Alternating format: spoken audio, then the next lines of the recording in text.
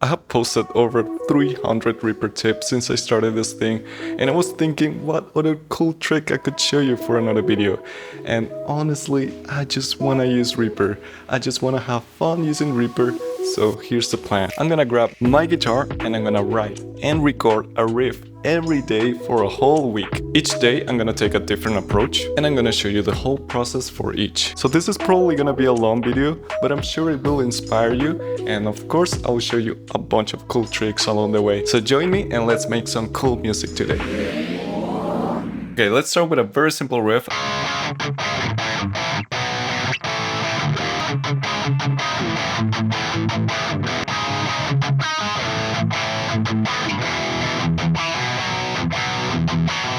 Something like that. And the first thing to do is finding the tempo. Here's something I've been doing that I've been enjoying a lot, and it's just simply dropping a very basic drum loop into the arrangement and play around with the speed until I find the right energy.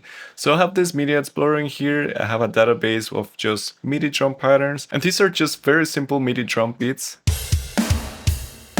that I like to drag into this here and then play around with this play rate knob until I find the right energy of my song. So I'm gonna loop this and I'm gonna play around with this play rate in here until I find the right energy.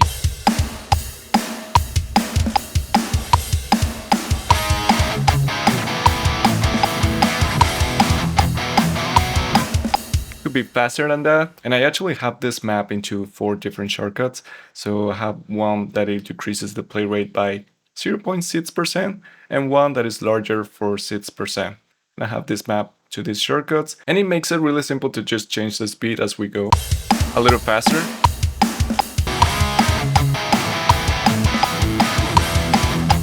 And the reason I like this method is because I find that the drum beat helps a lot finding the right energy. Playing along with the drum beat and increasing the playback speed, I don't know, it just helps a lot. Because the other method is using tap tempo, and sometimes I get it right, and sometimes I really don't have a good idea of what the downbeat is, so I'm not really good at tapping it. So this helps a lot. So once I find the right speed, all I need to do is right click over here which says playback rate and apply play rate to current BPM.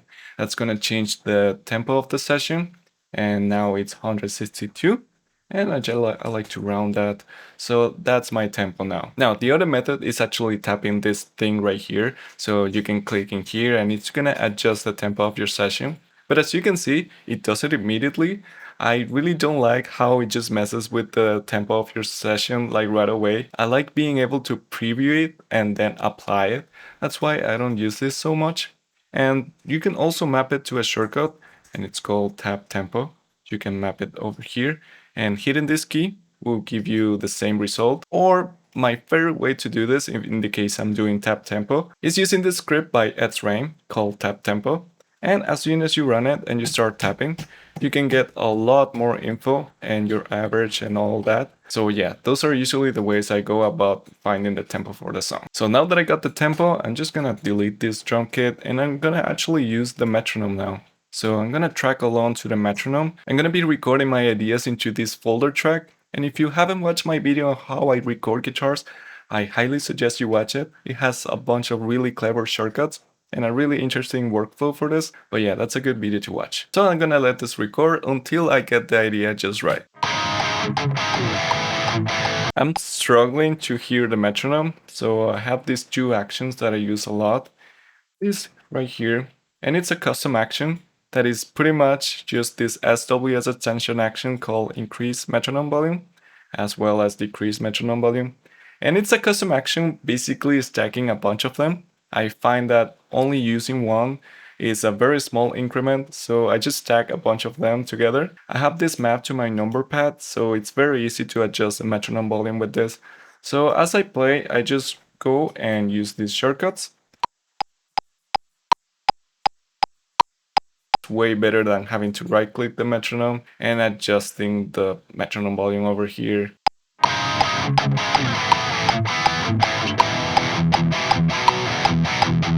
I think that worked.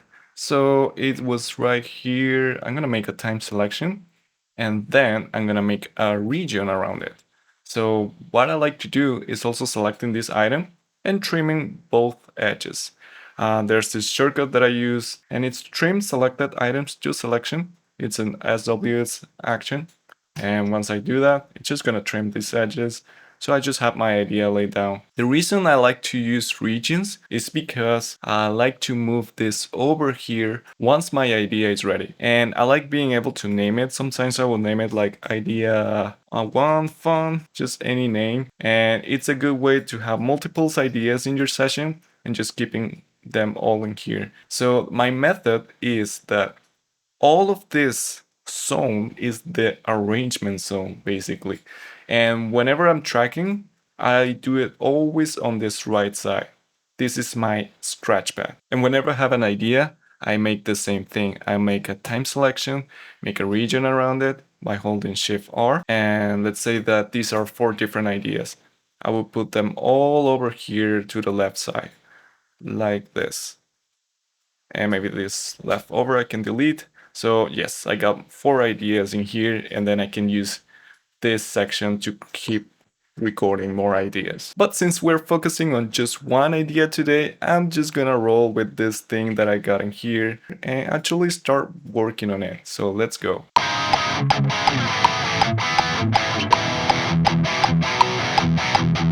Okay, so I'm gonna time selection this so I can make a loop.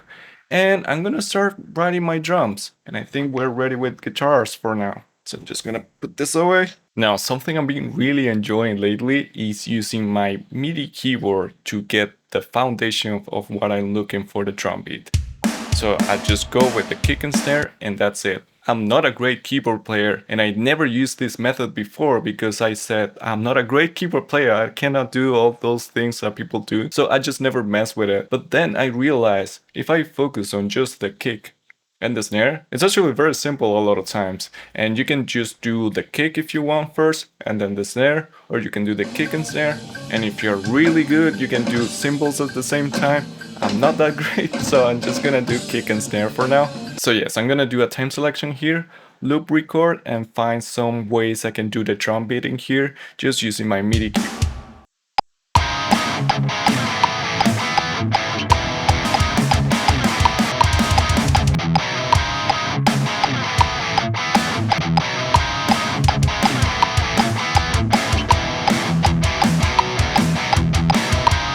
Okay, I like that one. So basically I was trying to find where I want my kick and snare most of the times, and now I have the foundation, and this is such a major progress in my drum programming because yeah, I don't need to no longer click all of this in here. It just saves a lot of times, and I find it much fun. Honestly, it's not really fun having to click all of these things in, so any chance you have to actually play it yourself, that is actually really fun, so I highly suggest doing that. And of course I'm gonna select all of this and quantize it. Okay, that's good, I like this. But now we need to choose how we want the crashes or hi-hats. I have a video, full video on how I write drums, so that will help a lot if you watch that first. Basically I just do the same things I do over there, but now I'm incorporating getting the foundation by just playing it first. So for hi-hats, I just want... Yeah, that worked.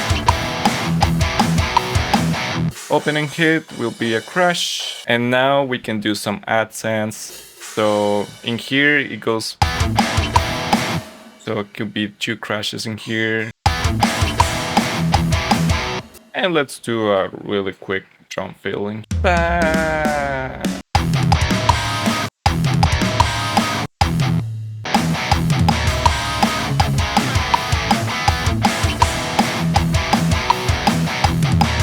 Okay, that works. And for bass I use the same kind of thing where I use my MIDI keyboard to get the foundation, and for this I'm focusing on just mostly the rhythm that I want and optionally the notes. So most of the times I would just do,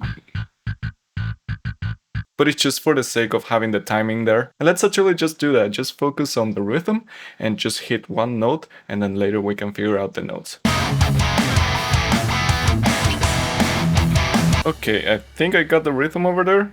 And now for the notes, I like to use my guitar, of course, to find what notes I was doing. And one little hack, if you don't know, is using the guitar tuner of your guitar to find the notes that you're doing. So now I'm gonna open the MIDI bass, I'm gonna change this to piano. And then that I got the notes in here, I have this really handy shortcut to solo the track that I'm currently have. Toggle solo for selected tracks.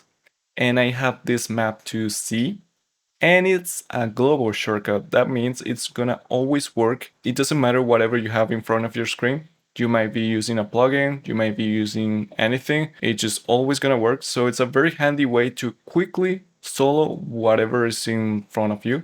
So right now I'm working with MIDI, so it's a really good way to quickly solo and unsolo this thing. So I got the rhythm going, I think.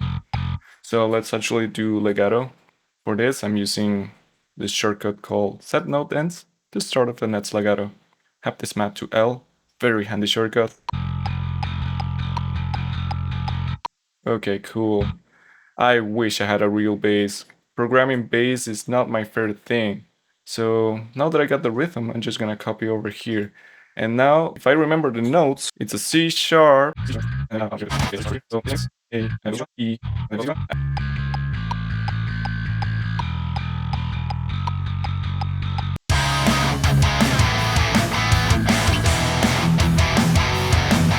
that works.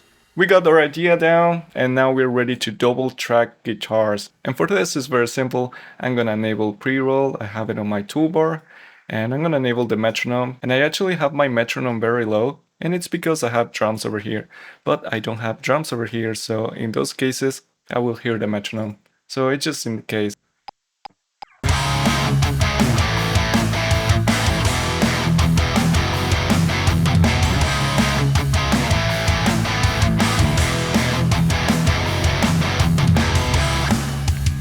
Think that works, so I do my magic over there. Got my double tracking guitars done, and this idea should be pretty polished now.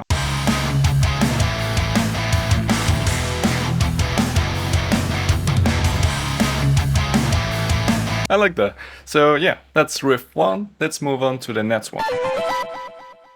By the way, one thing that made this possible is having a songwriting template ready to go. And if you don't have one, it's pretty simple to set up. It took me about 10 minutes. It's literally just grabbing my favorite drums, my favorite bass, and my favorite guitar amps. Once you have that, go to File, Project Templates, and click on Save Project as a template. And that's it. However, I do have a songwriting template that sounds amazing right away. So if you want to support the channel, you can just grab that, and it's in the description below. Thank you.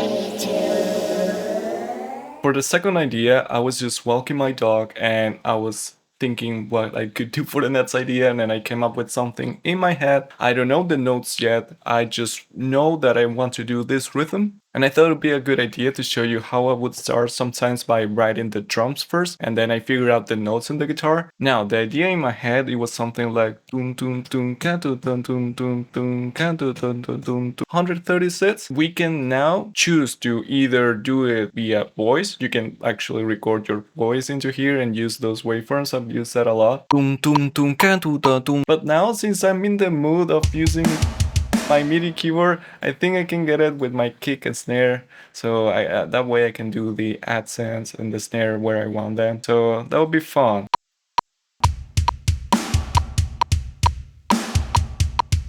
This is such a good experience. I wish I tried this earlier, like being able to just do the kick and snare.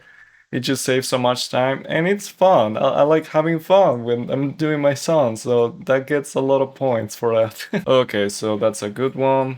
Gonna do the same thing. I'm gonna trim that, make a region, and we can start working with this. Okay, let's actually add the crash or cymbal. Ooh, that's perfect. Now that's something that we can use to get our guitars and get inspired.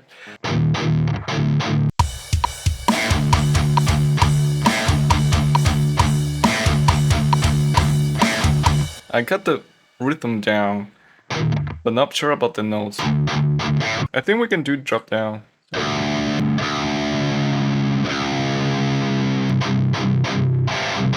Okay, that's much better. So I think we can Just try that out. Let's record this. How does that sound?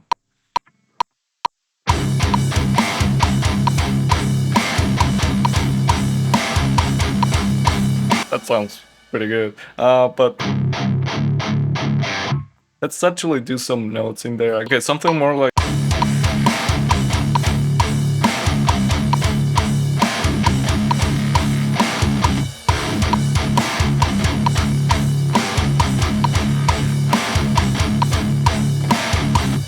I love that. That is so good.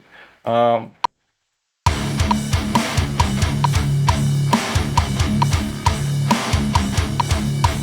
like that. Let's do the bass now. This should be pretty simple since it follows the drums pretty much, and also the same thing here.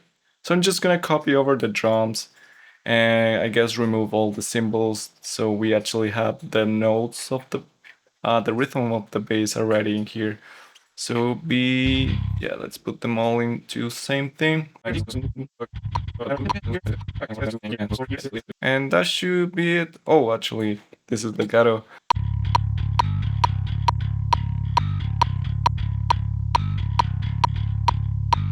And let's actually make this more aggressive. I think there'll be.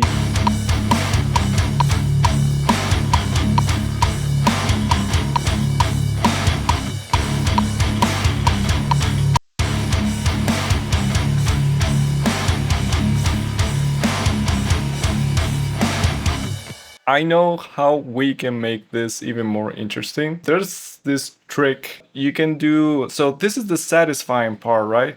But maybe you don't want to be satisfying right away.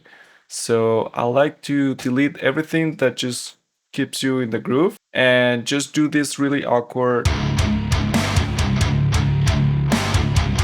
and pretty much copy what the kick and snare is doing, I guess, into the cymbals. So, okay, so I think that will work.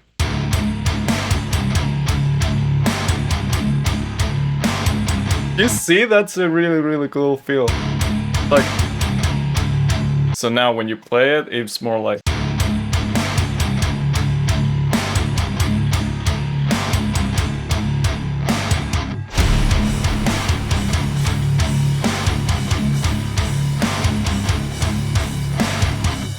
Yeah, that's a more satisfying way to go about that. So that was pretty fun. Let's jump into the next one.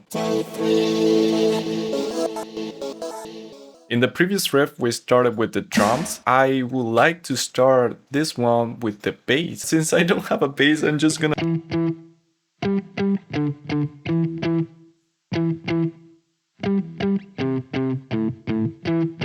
There's a little odd time signature in there, so you can see what my workflow for that will be.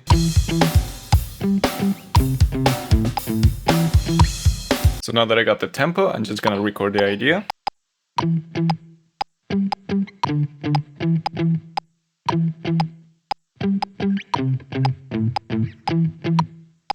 I'm just focusing on the timing and sort of the root notes that I want. So yes, I want this measure to end in here. So I like to do is pretty much set a time selection for when the measure starts and when it ends. And there's this script. I like to use this. So I just make a time selection, run this, and it sets 8. Hey, I forgot to mention that this script works with your grid value. I had it set to 1/8, and that's why I was getting 6/8 as a result. But if I had it set to 1/4, it's gonna use the 4 as a subdivision, and I will get 3/4. And the same thing can be done with just selecting the whole thing and running this. It will be 15/4. So yeah, it's a super useful script. That's a riff. It starts 4/4, and at the last bar it becomes 3/4 and ends in here. Then we can think of the chords that we want to do. I know those are the root notes that I want. Next, I might do the drum beat because I have an idea in here that I want to lay down. Since this one is a little trickier, I might just do the kick first and then the snare. Perfect. Now we got the kick, and I like this, making this children track to keep stacking things, and I'll show you how to merge all of them at the end. So now let's do the snare.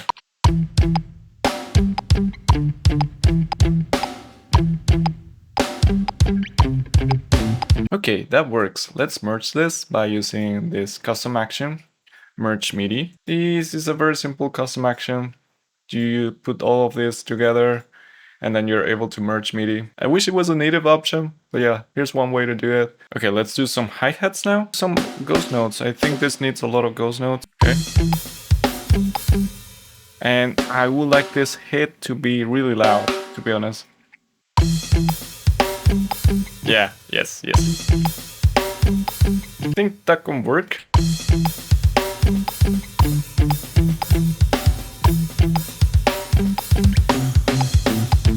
Yeah, we can further polish it later. I think it's time to decide what chords we want to use. Okay, here's my idea. Instead of doing the root note like this, I can do the octave and do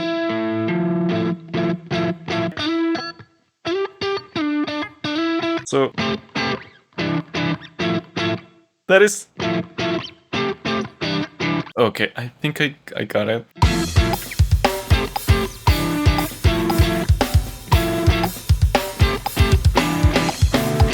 Not sure about the last chord. Maybe this?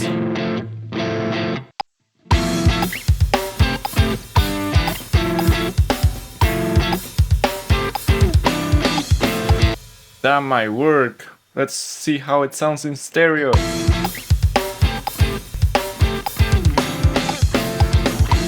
What if I do the last notes like...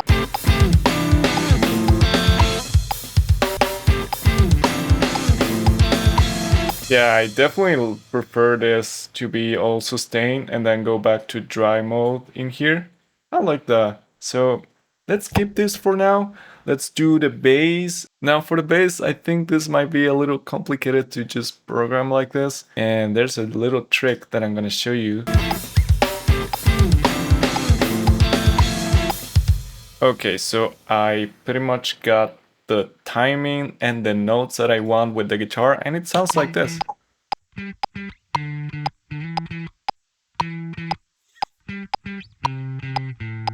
And now for the magic trick, I'm gonna right click on this and audio to MIDI. And this is a custom action that I made a while ago, and it's quite complicated. I might make a whole video about it and explain how it works.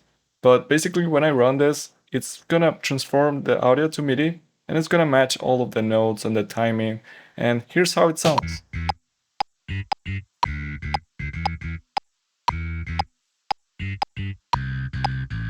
So it got all of the notes correct and the timings are pretty good. So that is very awesome. So like I said, this one is a little complicated. I promise I'll make a video about this. It's a very handy feature that I use a lot. I got this.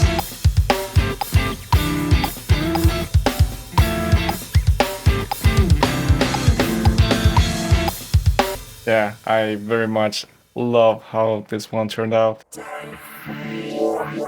Okay, today's a new day. Was trying to think of a riff, but honestly I couldn't think of one. So I just watched this amazing video by Joao. And this video is so good, like it makes a lot of sense to write riffs this way.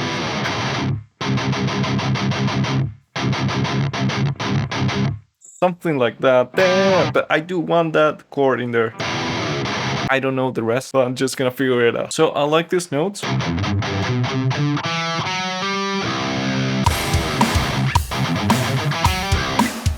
think it will help me if the metronome was a little faster. I have these shortcuts in here for changing the metronome speed. And these are just these actions. Do metronome beat to 1, 2, and 4 times faster. And I just have them on my toolbar.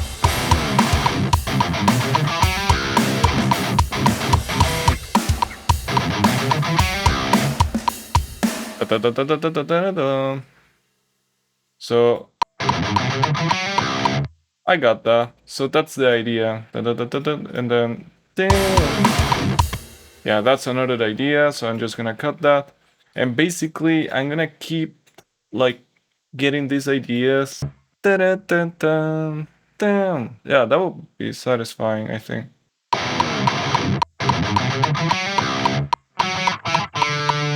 Something like that.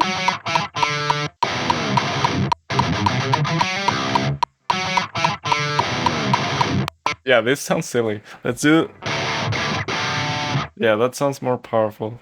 Um, yeah, right there. That would be a good part. And there's this really cool script that I've been meaning to show you. It's called Smart Automatic Record Mode. So basically, it's gonna check whether you have a time selection or you're selecting an item or none of these to select what recording mode you are. So if you're not selecting anything, it's just gonna go to record normal. But if you have a time selection, it's just gonna record in the time selection. Let me show you. It's just recording in the time selection. If you have an item selected, like in this case, I'm gonna select this one and I'm gonna place my cursor over here. It's just gonna record over that item. So it's using auto punch selected items. It's very smart, like the name it says, and it saves me a lot of times. I have that mapped to my recording shortcut. So basically all I need to do if I want to punch in here, I can either select the item and that's it, or I can do a time selection and then place my cursor over here. But let's actually do a loop recording and then just select this, and you will see that it's now gonna record on top of this item while looping over this whole bar.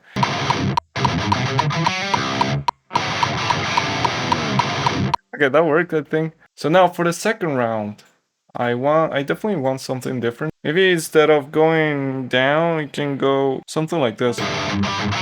Wait. I think that will work well. So let's actually make a MIDI item in here so we can do the same thing. If there's a gap in here, I can choose the MIDI item, and I did that by holding Command or Control and drag to draw a MIDI item. And then this is set to auto punch selected item, and I'm looping just this first bar, and I'm gonna punch in the ending. So as you can see, I recorded part by part as I was figuring out the riff. So this way I don't forget the notes and stuff I'm doing. I can record it right away and just move things around and putting things together, experimenting with how this ending sounds in here and maybe here. Just kind of molecular way to build a riff.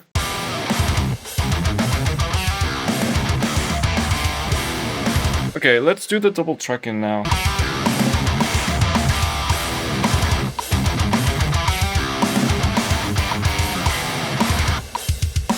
Am I good? So let's do the magic thing and choose, I believe it was take 3.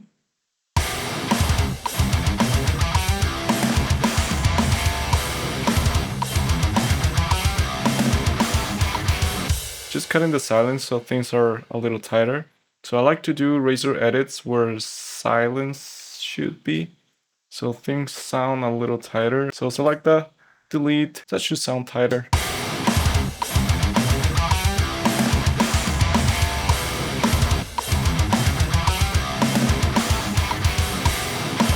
Okay, I like this. Let's go for the bass.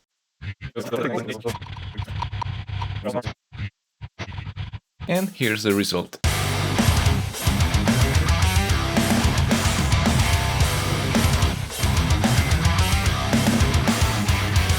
Okay, that was a really fun one. It's not really the style I usually do, but yes, it was very out of my comfort zone, but it was really fun to do. So let's keep moving. Alright, save 5. I am super enjoying this, so here's the idea.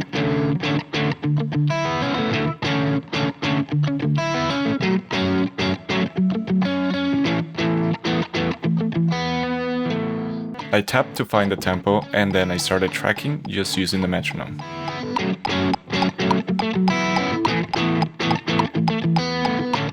Now I make a region around the idea and just move it to the left side, so I could use the right side to continue tracking more ideas. Then I put the two ideas next to each other to see how they flow together.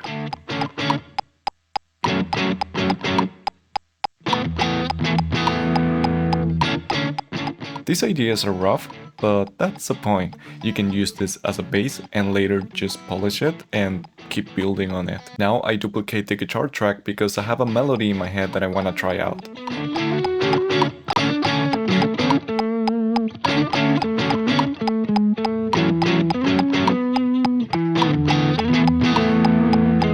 That might be a cool thing. I really like that melody.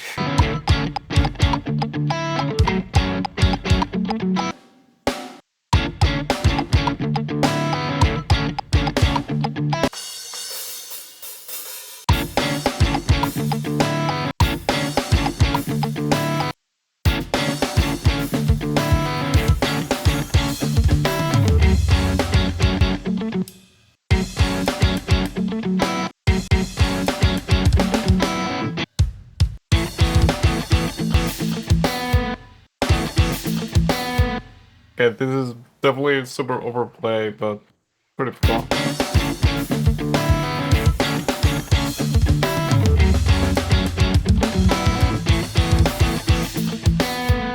Now let's do a little pre-breakdown. Basically, I want the first bar of the breakdown to play just before the breakdown.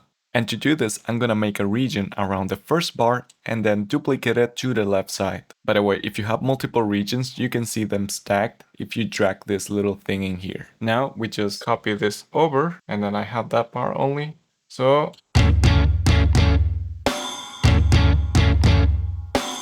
enter without this and keep going.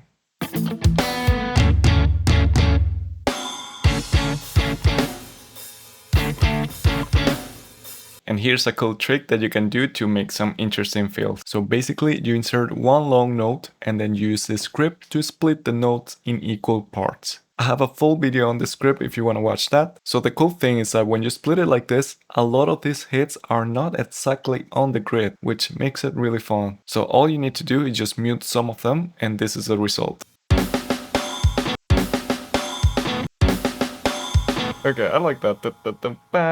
And then this can be a kick.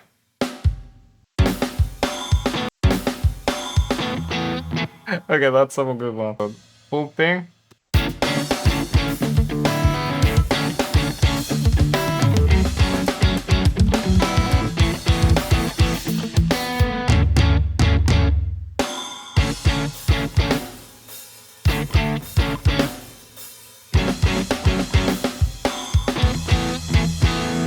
It's silly. And here's the final riff for this video.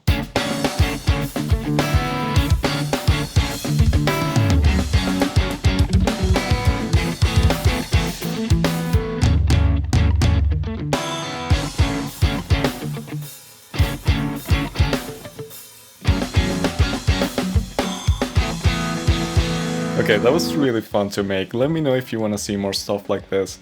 It was a lot of work, but I think it paid off. I think it's really cool. I'm proud of it. And hopefully you learned a thing or two or got inspired, which will be really cool. And if you have any questions, I'll be down in the comments replying to all of you. Thank you for watching. Subscribe if you haven't, and I'll see you next time. Bye bye.